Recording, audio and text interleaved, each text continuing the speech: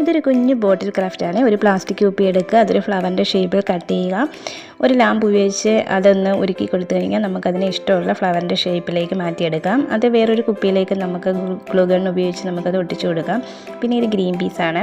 ഈ green peas വെച്ച് നമുക്ക് ആ ഫ്ലവറിൻ്റെ ഇടയ്ക്ക് കുറച്ച് മുട്ടുകളും അതിനൊരു ഡിസൈൻ വർക്ക് കൊടുക്കാം. പിന്നെ നമുക്ക് വേണ്ടുന്നത് പെയിൻ്റാണ്. പെയിൻറ്റ് എടുത്തതിന് ശേഷം നമുക്ക് ഇഷ്ടമുള്ള കളറ് ആ ഫ്ലവറിന് അപ്ലൈ ചെയ്ത് കൊടുക്കാം. അപ്പോൾ ഫ്ലവറിന് കളറ് അപ്ലൈ ചെയ്തതിന് ശേഷമുള്ള ഇതിൻ്റെ ലുക്ക് ഇതാണ്.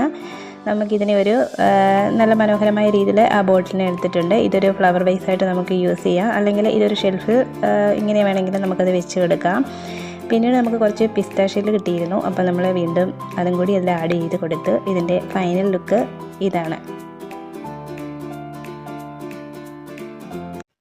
ഇതൊരു കുഞ്ഞു ബോട്ടിൽ ക്രാഫ്റ്റാണ്. ഒരു പ്ലാസ്റ്റിക് കുപ്പി എടുക്കുക, അതൊരു ഫ്ലവറിൻ്റെ ഷേപ്പിൽ കട്ട് ചെയ്യുക, ഒരു ലാമ്പ് ഉപയോഗിച്ച് അതൊന്ന് ഉരുക്കി കൊടുത്തു കഴിഞ്ഞാൽ നമുക്കതിനെ ഇഷ്ടമുള്ള ഫ്ലവറിൻ്റെ ഷേപ്പിലേക്ക് മാറ്റിയെടുക്കാം. അത് വേറൊരു കുപ്പിയിലേക്ക് നമുക്ക് ഗ്ലൂ ഗൺ ഉപയോഗിച്ച് നമുക്കത് ഒട്ടിച്ചു കൊടുക്കാം. പിന്നെ ഇത് ഗ്രീൻ പീസാണ്. ഈ ഗ്രീൻ പീസ് വെച്ച് നമുക്ക് ആ ഫ്ലവറിൻ്റെ ഇടയ്ക്ക് കുറച്ച് മുട്ടുകളും അതിനൊരു ഡിസൈൻ വർക്ക് കൊടുക്കാം. പിന്നെ നമുക്ക് വേണ്ടുന്നത് പെയിൻ്റാണ്. പെയിൻറ്റ് എടുത്തതിന് ശേഷം നമുക്ക് ഇഷ്ടമുള്ള കളറ് ആ ഫ്ലവറിന് അപ്ലൈ ചെയ്ത് കൊടുക്കാം. അപ്പോൾ ഫ്ലവറിന് കളറ് അപ്ലൈ ചെയ്തതിന് ശേഷമുള്ള ഇതിൻ്റെ ലുക്ക് ഇതാണ്.